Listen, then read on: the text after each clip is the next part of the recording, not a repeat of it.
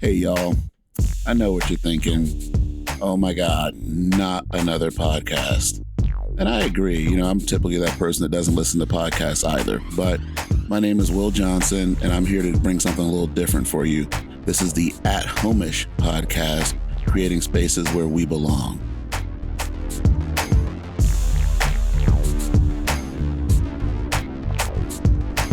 So welcome back to the At Homish podcast, creating spaces where we belong. This is now episode 8. Wow, I can't believe we're already here at 8. I think maybe halfway through our season. I'll have to talk to my producer about that because, he does all that money and production stuff and gave me a thumbs up. So I'm on the right track. I'm so excited to have my second guest here with me today. And when I was thinking about coming into March and it being Women's History Month, I'm like, who is an inspirational woman who I know who I would just love to have on my show? You can't see me right now, but I'm wearing my fanboy shirt with her name on it. And I'm just going to go ahead and hand the mic over to her for a second and let her introduce herself and just tell us a little bit about who you are, your name, of course, because I haven't said that yet. But, who are you? What makes you tick? Well, thank you. That's quite the intro. And I do love the shirt, to be honest. Thank you. This is Susanna Johnson. A lot of my friends call me Susie. So Susie Johnson, I'm the newly elected Sheriff of Snohomish County, and just happenstance, since you talk about women's history, happened to be the first woman to sit in that seat. That's just a thing, but certainly so honored to be elected to that position. I'm lifetime law enforcement, live in the Lake Stevens area, and I love that we're in beautiful historic Snohomish right now. This is one of my favorite communities. Yeah, thank you so much for being here today. I really appreciate you. Yeah, I remember this was during the campaign, but Heather and Sean out in Mill Creek, they invited me over, and I'm like, what are you inviting me to? Like, what's a campaign kickoff? Well, who's it for? It's like for Susanna Johnson. I'm like, I'll be there. Oh, that's lovely. And so to get there, and I hadn't met you yet. I had just seen the signs around, but then to really hear from you and hear what you're about, it's like, wow, this is a breath of fresh air. This is what I feel we need, because when I think about,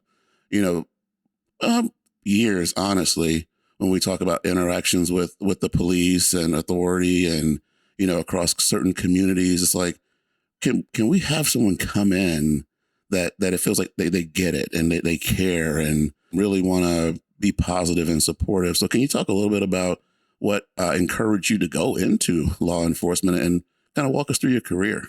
For me, it was always what I wanted to do from my earliest childhood. I'm the youngest of 6, mostly brothers, and we play cops and robbers, and I always got to be the cop. Being the youngest, my brothers would tune me up pretty good, but I always caught my man at the end of the day. So, And I grew up in the era of Adam 12, and I don't even know if anybody in this room would know who that is, but that show talked a lot of, it was all service oriented, and they were out helping people. I thought, that is really cool. I want to do that. And that was my goal from early memory. And for me, I worked, fast food and stuff as a teenager, delivered newspapers for the Seattle Times as a preteen, always worked full time. Back then, I don't know if there was child labor laws or what it was, but I've always gotten a lot of personal satisfaction, just working and contributing, and worked security downtown Seattle until I was old enough to be a cop, and tested and was fortunate to get hired at age 22 at the sheriff's office. That's awesome. And then, did 30 years there, decided I'd retire in 2020.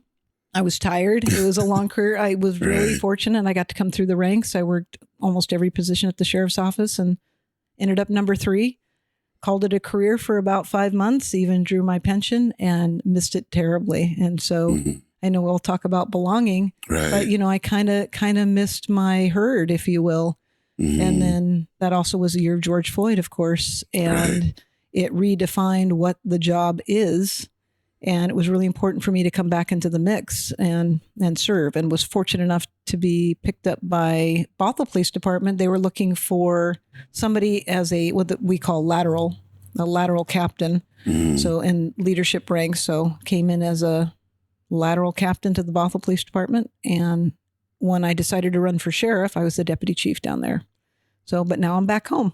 So, yeah. Well, glad to have you back home. Thank you so much. I appreciate it. Yeah. Wow. There's just so much to your story. And I remember reading something about you were with a SWAT group at some point. Yeah. I was about 2 years in at the sheriff's office, and I thought SWAT would be really cool and applied. And somehow I got on the team as an entry team member. So those folks that know SWAT, it's special weapons and tactics. And it's just where the really cool cops hang out. And you get extra time to train and learn. You know, we have this favorite saying, when people need help, they call the police. When police need help, they call SWAT. So who wouldn't want to be a part of that team? And when I got on the team and we went down to Fort Lewis, that was the place where you had the official state training. And they told me I was the first woman in the state of Washington to come through that training program. That was back in 92. I thought nothing of it at the time, but over the years, I thought that was pretty cool. But, you know, at the time, it's just another person wearing camouflage and going over fences and doing fun stuff. Yeah. And, you know, I have to say, I appreciate that mindset, because similarly, being a Black man, sometimes like, hey, are you the first to do this? Or I've not seen this before. And I'm like, that's not even how I'm coming at it. It's like we see a need and we step up and make it happen. So, absolutely. Yeah. It is weird, because there have been times over the years where other women were trying to pull me into, you know, women in law enforcement as a central focus. And I'm like, I just want to do the job. Right. And not that I want to go on this side topic, but there were a couple women that I worked with that used their gender as a false elevation, like wanting to go into units, selling themselves as they would be the first woman to do that thing. Right. And I found it distasteful. And so really separated from, I think, my gender for a while, and was more focused on the tasks and the fun of the job and working canine. I got to work narcotics. I did the jobs and didn't really look at it through that lens. Right. But now that I'm older, I see that it helps encourage other women into the career to be able to talk about, you can do these things. Right, right. Yeah, I appreciate that, because, you know, I've been in conversations with people, and it's kind of like people leveraging their identity as a catapult. So whether it's gender or sexual orientation or ethnicity or country of origin, well, hey, because I'm this and you don't have this, I should be in this role. And I'm absolutely in support of diversifying our staff. And at the same time, I want to make sure we have the right people in the right jobs for the right reasons. Well said. You should run for office. Ooh, hey. I don't know about all that. Because that was genuine. That's me. I just try to keep it real, you know. Yeah, wow. Thank you for sharing that. And I feel like you kind of hit on some things, because when we talk about, you know, spaces where we belong, sometimes people feel like they belong where it's people who look like them or people who think like them, or, you know, it's where they're from. And so what is it that makes it a space where you feel like you belong? Does that make sense? Sure. Like law enforcement in general. Yeah. Yeah. I think it's, you know, coalescing over an idea or a concept or, you know, we overuse the term calling, but I think everybody has their own calling. And I think because I look different, I'm a different size, definitely from a lot of my counterparts. It isn't necessarily having the same mindset, because I think people worry about that. You know, you don't want people that are heavy-handed or see people in a certain way or disproportional, such as the unhoused. It is coalescing on that concept of service. And not everybody who wears the badge does. Right. So part of the job I'm in now, that's an important piece. I'm a gatekeeper as well for who comes in and who goes out and who's allowed to serve. But I think that's where I felt that sense of belonging since I was, you know, really young, that watching people who want to serve in that matter, it doesn't matter what you do or what sports team you support or whether you're a Democrat or Republican. In fact, you don't usually talk about that stuff. It is how you serve. And so that sense of belonging, you know, it helps you overcome a lot of things. Like most of the work we do is blessed, but some of it is not. You know, the SIDS deaths and the hard to see scenes. That sense of belonging, having your brothers and sisters around you who've gone through it, you know, just like those that teach middle school and other hazardous jobs, that they have their peer group to lean on. I love saying middle school and hazardous jobs. I did teach and high school, of course. Yes, elementary too. They are small and oof. Yes. Now that's tough work. Yes, bless elementary school teachers. Bless all teachers and educators, because we appreciate you. Well said. Well said. Wow. See, now I can't stop laughing thinking about that. You mentioned George Floyd when we're talking about your work history. How do you feel policing has shifted since then, or has it? Oh, absolutely. Okay. I feel like it absolutely has shifted. I mean, certainly horrific murder. And as horrible as that video is, how necessary it was to open eyes for some people, and especially people in my profession, that those that haven't seen it firsthand like that did not believe those sort of things occur, right? One of the things about any job you have, because we're such a media related, I suppose, society now, is you can have a law enforcement officer in Florida commit a crime, or we see some on body worn camera stealing money out of people's wallets and stuff. All sorts of things get caught on these body worn cameras, and it affects cops everywhere in this country, right? It's that broad brush. You see one do it, you assume they're all bad. That's the detriment of where one cop goes astray, we all go. But in this particular case, we've been hearing for years, people have this perception of law enforcement. And I think that was the most horrific thing that I've ever seen. And for most of us that I've worked with, it's found that kind of woke us up to that. It's not just a media phrase. It is lived experience and what people see and people experience. And in this case, because it was caught on video, it had this outcry for accountability in law enforcement, and it was overdue. Clearly, it was overdue. What's interesting is, and that's what kind of pulled me into the position I am now and wanting to run for this particular office, is you see sort of a fracture in some places in law enforcement. I think the read on it was that it's just about the media and it's about some groups and not here, not us, not ever. And we don't need to change the way we do business, or it's us against the community. That sort of philosophy, in some cases, police officers not wanting to police for a while. And then you have the other side, which is we need to listen and see how our community wants us to police them. And it is this tough balance, because, we want to hold people accountable and keep people safe, but we have to do it in a balanced way. And remember that it's like the social contract. We draw our authority from the people. People have say in what we do. And so you sort of have these extremes, and this is absolutely, it's changed policing in this country. I don't know where it's going to land, but we're in change still. And I think it's a good thing. Wow. Well, thank you for sharing. We could talk for hours on this, right? On, it's evolving. It's just like, defunding. When the first time I heard defunding, and that's a rough term. I know I probably perceive that term different than everybody has their own, I suppose, filter on what that means. I've come to understand now a little bit more that is, using other professional skills like social workers and other resources to try to solve some of our community problems. And those are all good ideas, versus just reducing law enforcement across the board, because I don't think that's the answer either. So, yeah, instead of refund, restructure. Restructure makes sense. And we are seeing that with success. So, because I remember when I first heard defund the police, but I want to say I probably saw that on the news right before seeing something about a shooting or some other criminal activity that happened somewhere.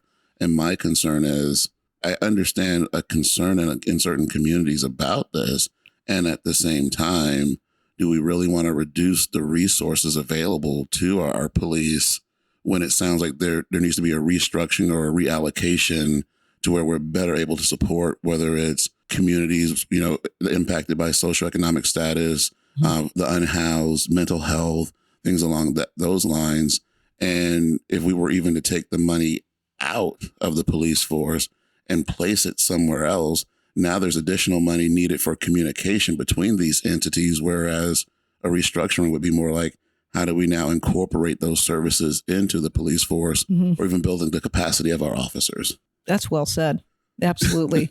And, there's a lot of things that we've been doing locally. The Snohomish County Sheriff's Office specifically was one of the first to do the co-response with social workers, actually just ahead of Seattle. They had done it a little bit early, and that is still an effective program. Human Services and our social workers out in these camps providing resources that, nobody wants cops doing that work, yet nobody else was doing the work. And Human Services has the skills, but they don't want to go out themselves because it can be very dangerous. Absolutely. So I think, this is something that we continue to learn by, just like crisis responders, mental health professionals, the DCRs going out when we have people in crisis. Mm-hmm. Those are models. We don't always have them around, but when they're there, we need them.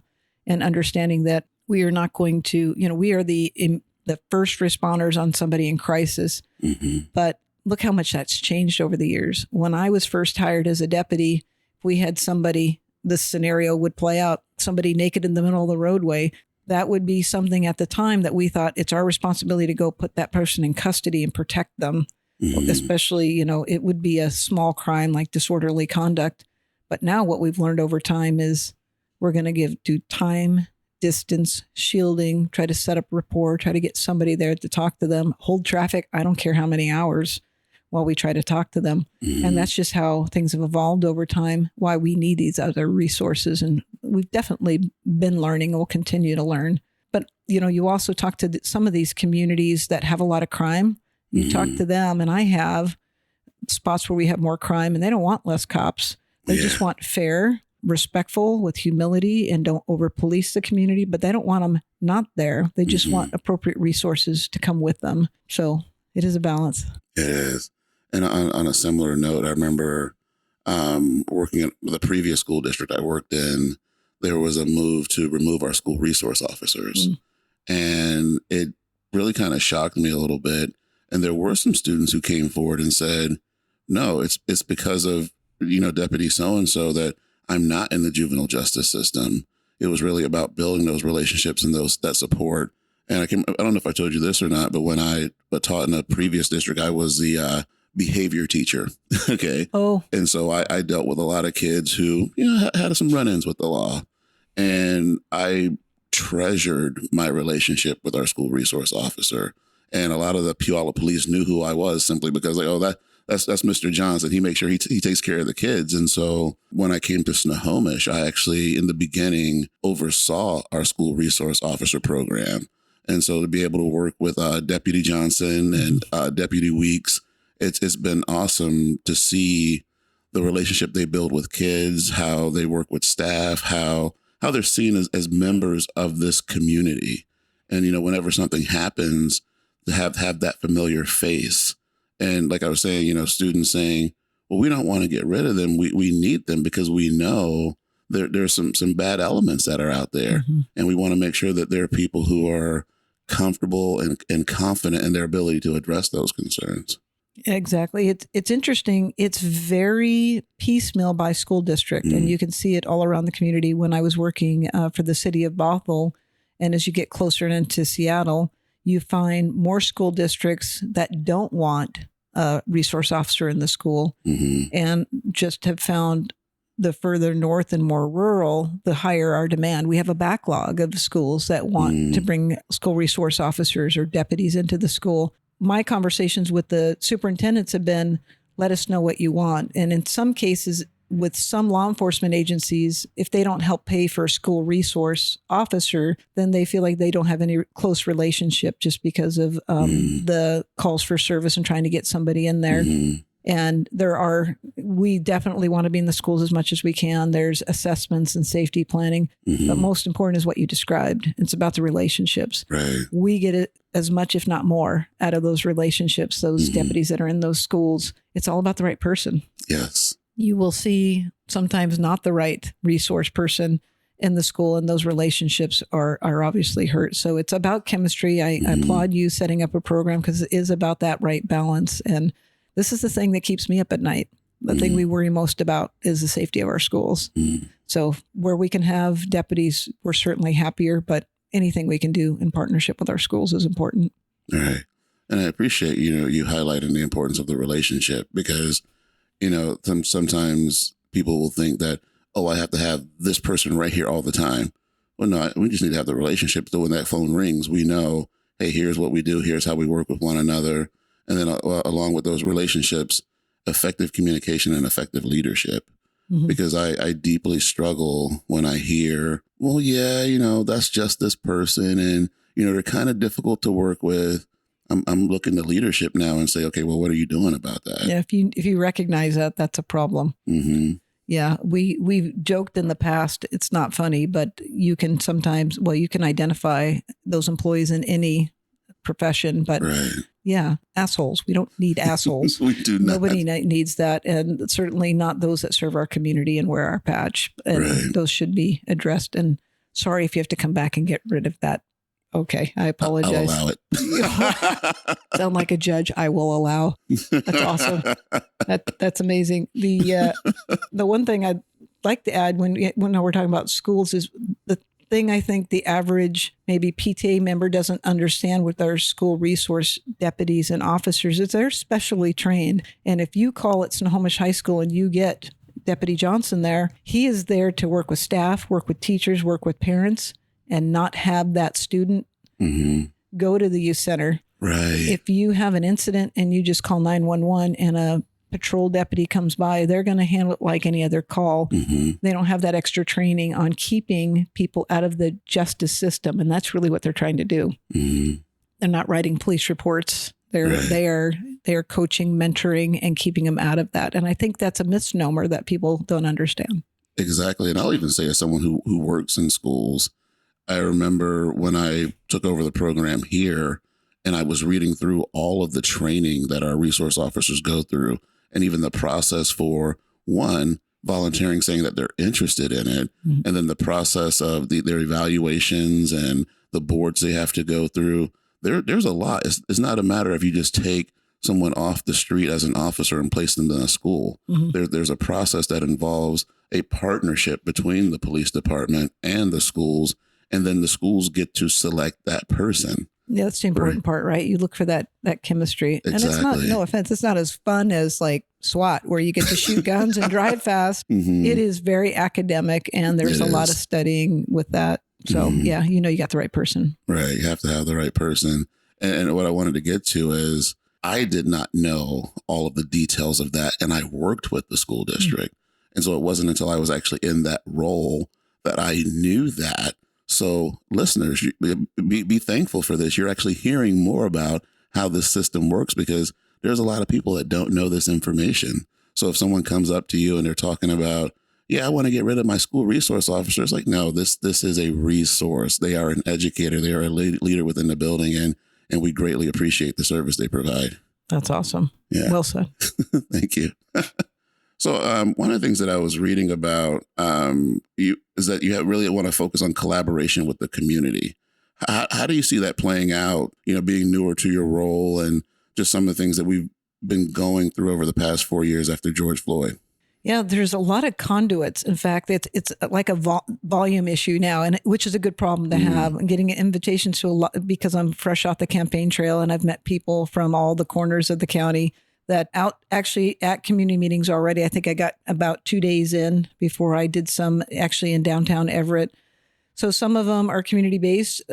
Generally speaking, we get invited in communities when there's crime problems. Unfortunately, that's when they're interested. But right now, they're just interested in having conversations about their relationship with the sheriff's office, which has been lovely. I have a community advisory board that I inherited that was with the former sheriff. Right. So I invited them in. In fact, we're meeting next week. I'm looking forward to that, to let them know what my goals and intentions are and seeing who wants to continue to serve. So looking forward to, we have a couple things for that agenda, such as a new pursuit law. So it's an opportunity for them. They kind of run the show. So I'm hoping to get some really direct feedback on what's important to them. And then through a variety of organizations and nonprofits, I'm coming out to board meetings and listening. I have also joined a few boards where I have an opportunity to also do some listening, like Dawson Place Domestic Violence Services, where there's some service to victim nexus that helps me do a better job. So I probably throw out the net a little too wide because it's a little voluminous, but right now it's mainly what I can fit on the schedule, and it hasn't been very deliberate, I hate to admit. It is just whoever I can go talk to and whatever groups are interested in meeting with me, and I'm letting them guide the conversation. I think one of the things that I learned poorly when I was a lieutenant is we'd go out to these community meetings and I'd come with my agenda of what I think they want to talk about. And that's fun. And it took me a long time to just come in the room and say, what do you want to talk about? So that's what I'm deliberately trying to do now. And it could be anything from parking to wanting to talk about police culture and what I'm doing about police culture. So It's been amazing. Well, thank you for sharing that. And I think that's a perfect segue because, as I mentioned, this is Women's History Month. And my thinking is I'm not a fan of doing all the talking, but I have a good friend of mine here, Joy Castillo. We worked together in special education when we were in a previous district. I'm not going to call out too many names, but a great friend of mine who I greatly respect. And I want to hand the mic over to her for a little bit because it's not all about our voice. How do we open it up and actually listen to other people? So I'm going to stop talking for a minute. So first of all, Susanna, thank you for being here. It's another level of bravery. So I'm excited because I am a fangirl. I think I met you first at the Monroe Parade. And I had the horses on one side and then your, team, and we were trying to get the parade going. Since then, though, I've seen you at so many spaces. I've seen you at meetings in Everett. I've seen you at coffee shops. I see you present in the community. And I think, one of the things my dad told me, when you don't know what else to do, show up, right? So I'm wondering, I see you at all these places, but how does that fit in with your vision for inclusivity and belonging and uniting a community? That's a great question. And as we were just chatting a little bit, we all come in with our own ideas of what community looks like, what does our neighborhood look like, and from a public safety perspective, what's important to them. And it is sort of, as corny as it might sound, a listening tour. It is any opportunity, any invite I get in any community, I just go. I make the time and go because it is so interesting what's important to different people. And, Sultan is way different than Edmonds, and whether we're incorporated or in the city limits, and depending on the setting, what people want to talk about. And I try very hard now when I enter the room just to try to, take the temperature of the room and listen. So you do see me in a lot of places, but I am just mainly trying to listen. And it has been a great experience. Yes, sometimes people yell at me for things, and I'm expecting that too. There's a large section of society that just wants an opportunity to be mad at law enforcement for whatever challenges they have had actually or even perceived. And that's okay because what I represent, I understand that. It hasn't always been easy. I'm by nature, pretty sensitive. I want to do well. I mean, people that, whatever their profession is, they take it seriously and you want to be successful at it. And when people aren't happy, you take that personally. So I've had to kind of grow a thick skin on the campaign trail and let people be mad. Well, good, because this is going to be maybe a tougher question. So you mentioned that you just knew this is what you wanted to do since you were young. Police work, not necessarily campaign work. Well, not the campaign work, but the policing, the sheriff work. Yeah. And this isn't about you being a woman, but you did have the luxury of seeing perhaps a sheriff's position as a position that you could look up to, where really wrestling with our messy history of the sheriff's position throughout time, where consciously, subconsciously, it was used to handle differences for a certain demographic, our white population. And I know I can get from you and from conversations that this is something that you want to change because it doesn't have to be that way, right? It is about belonging and uniting and bringing the community together and seeing what those unmet needs are. But what are your thoughts about the historical perception of sheriff work and your vision for the future to kind of change that historical perception? Sure. And just for clarification, because sometimes people delineate, so I want to be clear on your question, between law enforcement work and sheriff work. I'm talking about the sheriff work itself. Separately from municipal policing or state policing?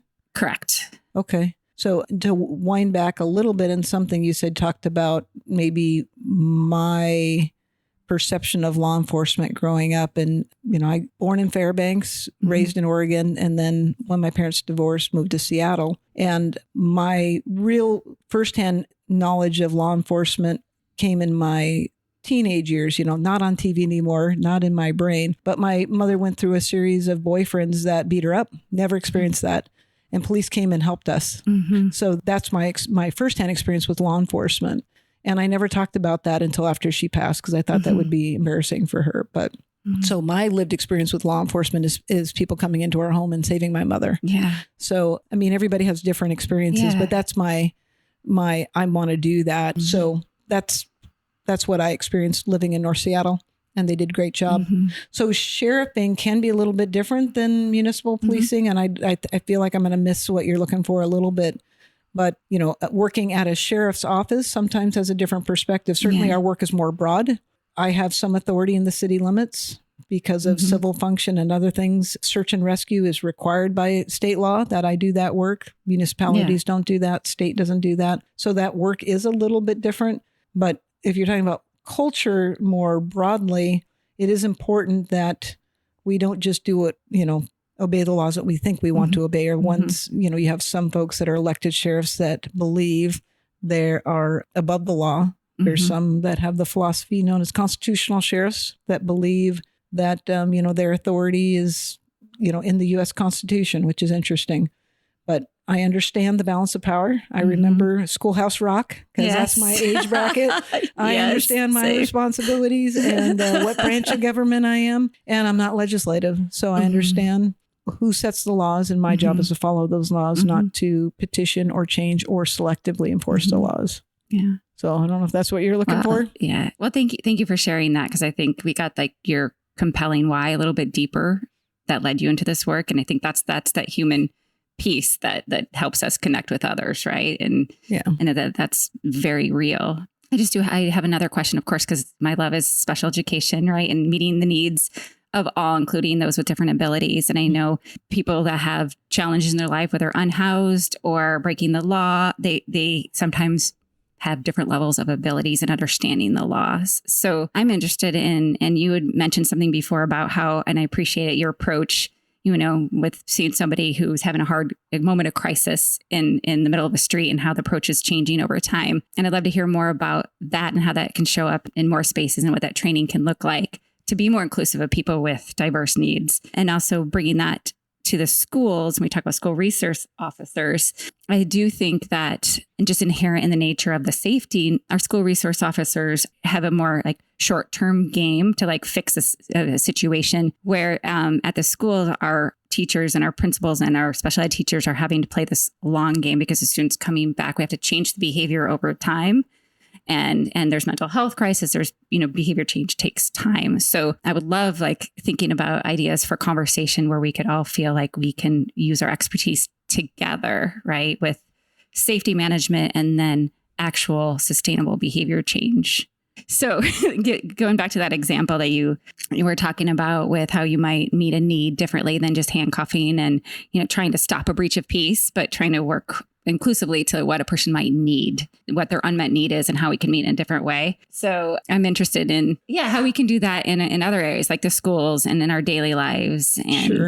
I think there's kind of maybe two pieces here that at least that I feel like I want to respond to. One is just the human piece, right? Understanding and having some compassion of what's in front of us, who's in front of us, what their needs are, and then skills that we've learned over time and better ways to try to impact, influence, support, guide, direct, mentor, what we can do in those moments. In my family, had a special needs little brother, that went through special schooling. And so, always as he grew up, my heart gave, kids could be so cruel and, just we all have maybe somebody in our lives where we see them struggling because they're differently abled. So I think that opens your mind and your compassion and patience.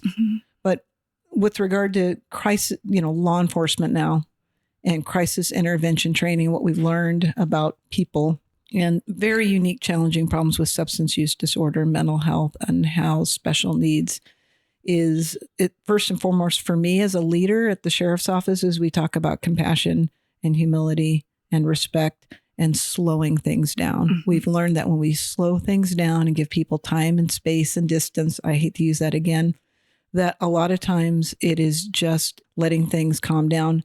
The struggle we have is often somebody calls 911 and draws us into these scenes. Something's afoot.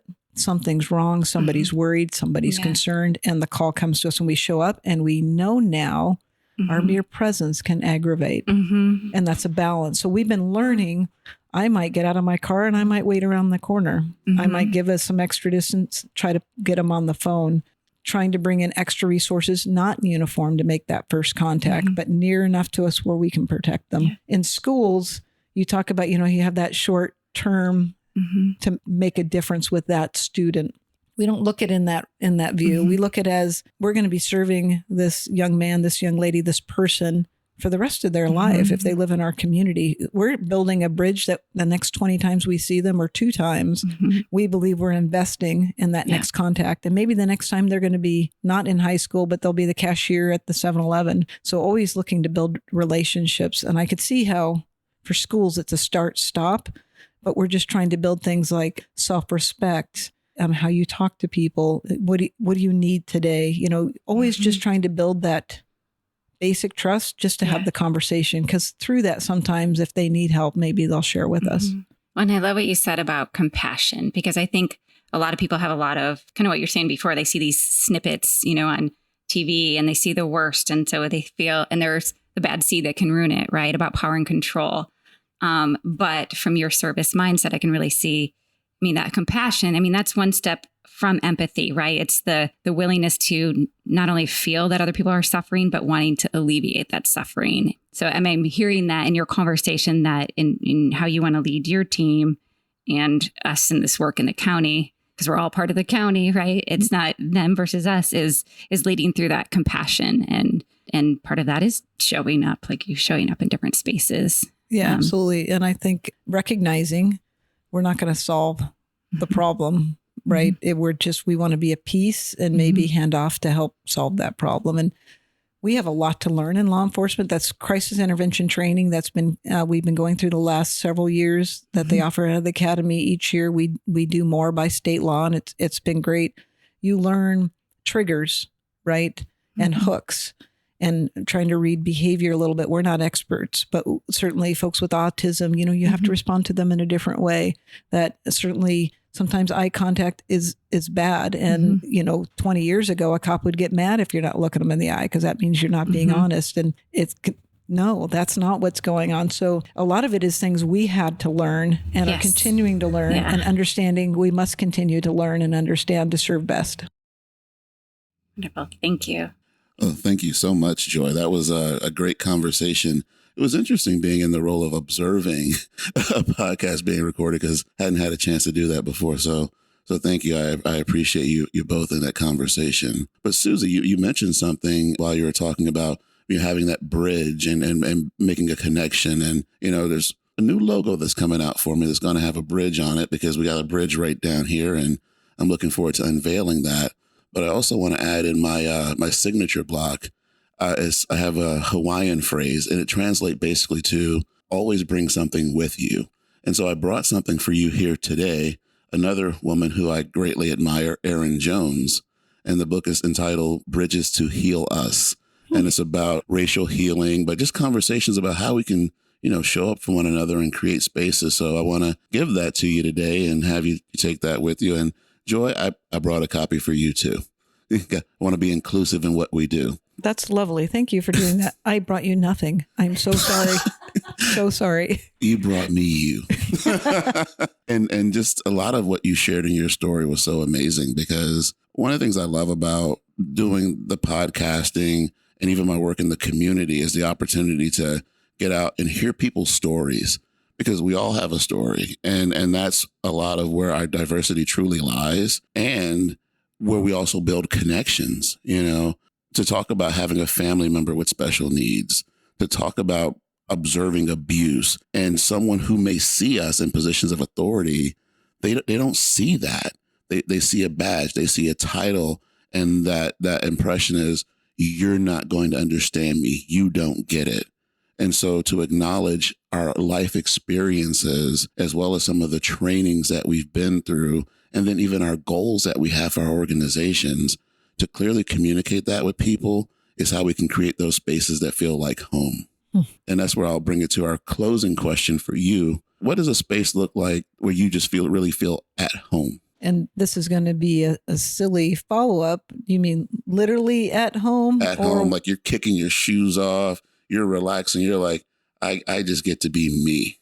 Yeah, that's only at home. It sounds maybe I'm taking it too literally, but my head's always on a pivot. I'm day 1 and day 2 in this office as the elected and had death threats already. So, and for no particular reason, I wear a uniform most of the time. So when I'm out of the house, people do recognize me. So I have to be conscious of my 360 all the time. And it is different with your nervous system a little bit. My head's always on a swivel, always watching for people to come up. And to some degree, that makes cops seem standoffish. You walk up behind or, you put your hand on the shoulder and there's a reaction like, why are you such a jerk?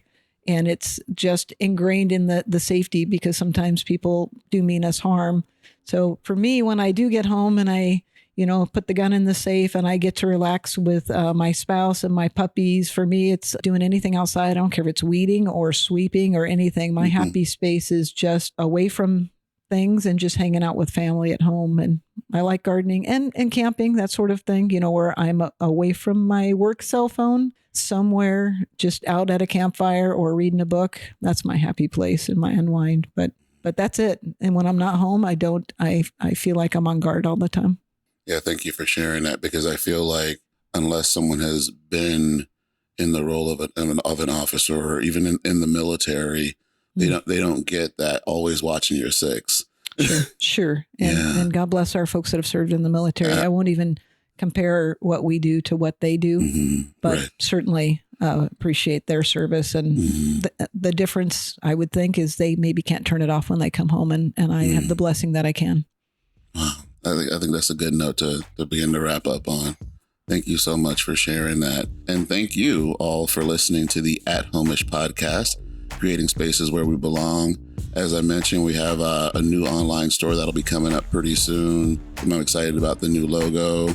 I want to thank our guests, Susie and Joy, for Women's History Month. It was so awesome. Well, I have to have you come back at some point, or, serve on some committees together. Thank you. Thank you for listening, and please continue to tune in. And if you see me on the streets, say hi. And if you're wearing the gear, I'm going to say hi. But thank you. And as always, in closing, when we wise up, we rise up. Peace out.